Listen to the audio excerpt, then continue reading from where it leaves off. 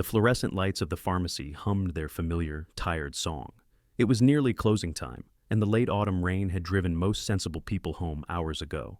But Elena Marsh stood at the back of the short line, prescription slip in hand, going through the motions of another day that felt exactly like the one before. At 43, Elena had built a life that looked impressive on paper: senior partner at a corporate law firm, a corner office with floor-to-ceiling windows, a retirement account that her financial advisor called exceptional. But somewhere between the depositions and the billable hours, between her divorce 3 years ago and her mother's passing last spring, Elena had stopped feeling much of anything at all. She checked her phone. 2 missed calls from the office. An email marked urgent. She put it back in her pocket without responding. The pharmacy was warm and smelled faintly of hand sanitizer and old magazines. A tired-looking pharmacist counted pills behind the counter, while a ceiling vent rattled overhead. Elena watched the rain streak down the windows and tried to remember the last time she'd eaten something that wasn't takeout, consumed at her desk. That's when she heard it. A small voice, trembling but determined, rising above the soft background music. "Please, I have the money, most of it. I've been saving." Elena looked toward the counter. A little girl stood on her tiptoes, barely tall enough to see over the edge. She wore a raincoat 2 sizes too big, purple with yellow flowers, and her dark hair was pulled back in 2 slightly uneven braids. She couldn't have been more than 7 or 8 years old. In her hands, she clutched a worn envelope stuffed with bills and coins. "Sweetheart," the pharmacist said gently, leaning forward, "this prescription costs $247. You have about 60 here." "I know," the little girl said, and her voice cracked just slightly. "But my mom's in the hospital. She's really sick. And she needs this medicine. The doctor said so. And I thought maybe I could pay a little now and bring the rest later. I'm good at saving. I saved all this from my allowance and from helping Mrs. Patterson with her garden, and..."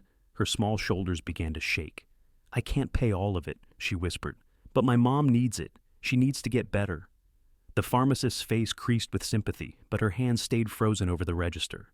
"Honey, I wish I could. But the system doesn't allow me to... Please..." The word came out broken.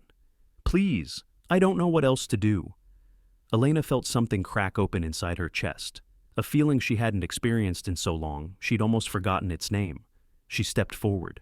"Excuse me," Elena said, and her own voice surprised her with its steadiness. "I'd like to pay for that prescription." The little girl turned around, and Elena found herself looking into the brownest, most earnest eyes she had ever seen. They were red-rimmed and glistening, but there was something fierce in them too. Something that refused to give up.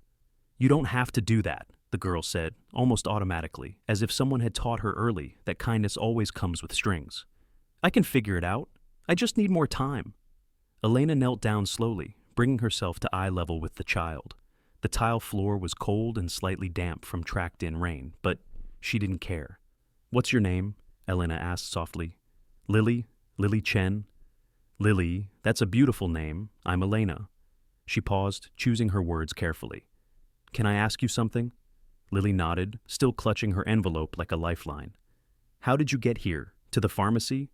"I walked. It's only 6 blocks from the hospital. I know the way because Mom and I used to walk it together when she was picking up her other medicine, before she got worse." Elena's heart clenched. "Does anyone know you're here?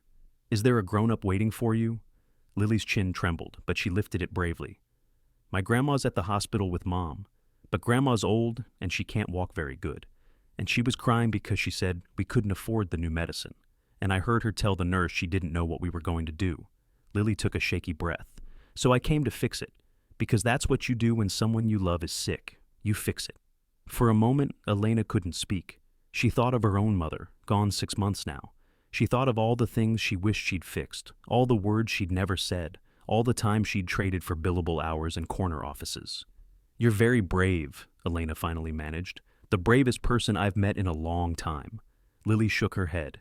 "I'm not brave. I'm scared. I'm really, really scared." "Those 2 things aren't opposites," Elena said. "Being scared and doing it anyway, that's exactly what brave means." She stood and turned to the pharmacist. "I'll pay for the prescription, and please add whatever else is on file for the Chen family. All of it." The pharmacist hesitated. "Ma'am, there are several items on hold. The total would be over $600. "That's fine. Are you sure you want to..." "I'm sure." Elena handed over her credit card. The transaction took less than a minute, but something about it felt monumental, like a door opening that had been locked for years. When she turned back to Lily, the little girl was staring at her with an expression of pure wonder. "Why?" Lily asked. "You don't even know us." Elena thought about it, really thought about it. "Because a long time ago," she said slowly, "someone told me that the most important things we do in life are the things no one else will ever see. The kindness we show when no one's watching. The help we give when we don't have to." She smiled, and it felt strange on her face, like she was remembering how to use muscles she'd forgotten. "And because you reminded me of something I'd forgotten." "What's that?" "That love doesn't stop trying, no matter how scared we are." Elena drove Lily back to the hospital. The rain had softened to a gentle mist, and the city lights reflected on wet streets like scattered diamonds. Lily sat in the passenger seat, carefully holding the pharmacy bag on her lap, as if it contained something precious, which, in a way, it did. At the hospital, Elena met Lily's grandmother, a small woman named Margaret with silver hair and kind, tired eyes. She wept when Lily explained what had happened, and she wept harder when Elena insisted it was nothing, just a small thing, nothing at all.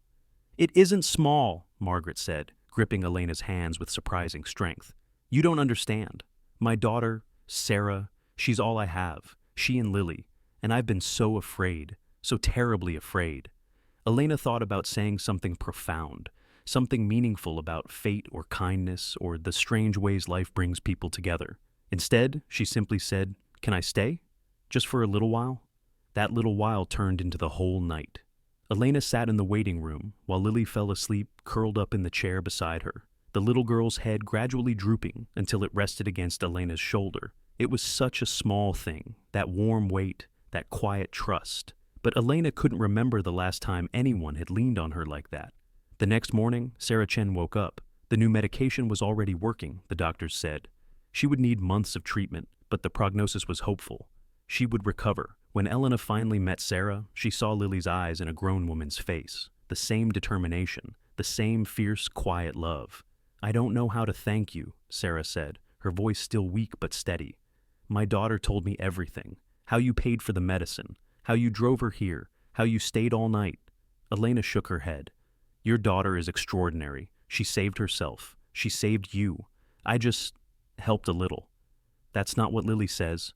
Sarah smiled, and even in her hospital bed, even with tubes and monitors and the exhaustion of illness written across her face, she was radiant.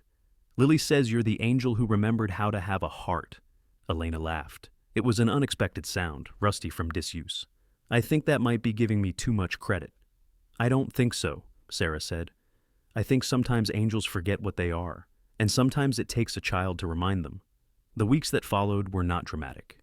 There were no grand gestures, no sweeping transformations, but there were small things. So many small things. Elena started visiting the hospital every few days. She brought books for Lily, crossword puzzles for Margaret, flowers for Sarah's room. She learned that Sarah had been a music teacher before she got sick, that she played piano and violin and had once dreamed of conducting an orchestra. She learned that Lily loved astronomy and wanted to name a star after her mother someday. She learned that Margaret made the best dumplings she had ever tasted, and that the family lived in a small apartment that was always filled with music and laughter, even when things were hard, especially when things were hard. When Sarah was finally discharged, Elena offered to help, not with money this time, but with time. She drove Sarah to her follow-up appointments. She helped Margaret navigate the maze of insurance paperwork.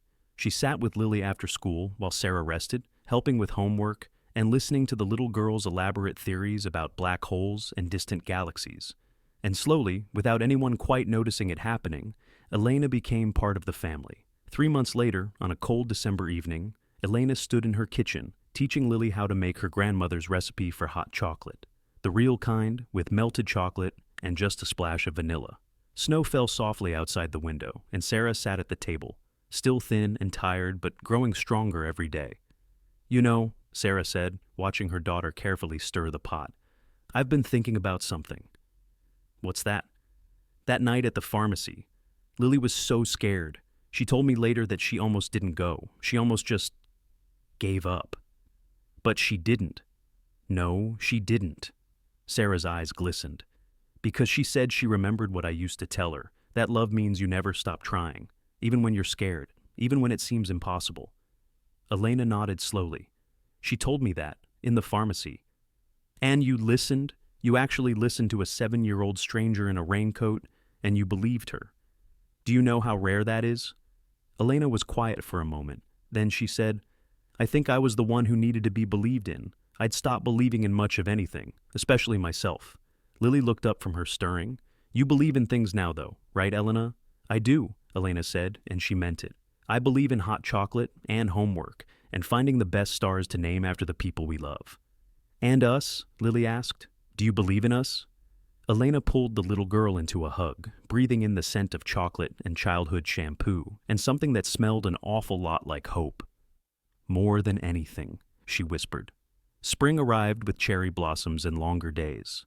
Elena stood in the park where she now walked most mornings, watching Lily chase pigeons across the grass while Sarah played gentle melodies on the violin she had finally felt well enough to pick up again.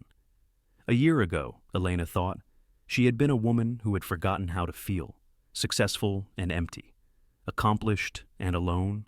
Now she was something else entirely, not a mother, not exactly, not a relative by blood, but family nonetheless, chosen and choosing, found and finding. Lily ran back to her, breathless and grinning. Elena! Elena! I saw the first butterfly of spring. It was yellow.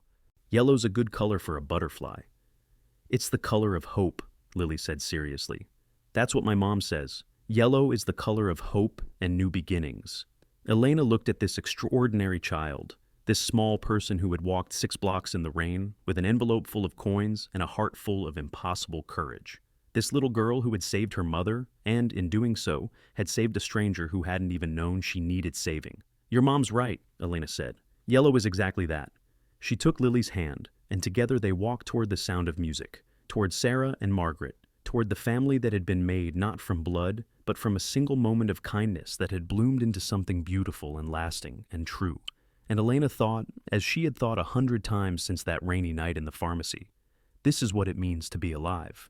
Not the corner office, not the billable hours, not the things that look impressive on paper but leave the heart hollow.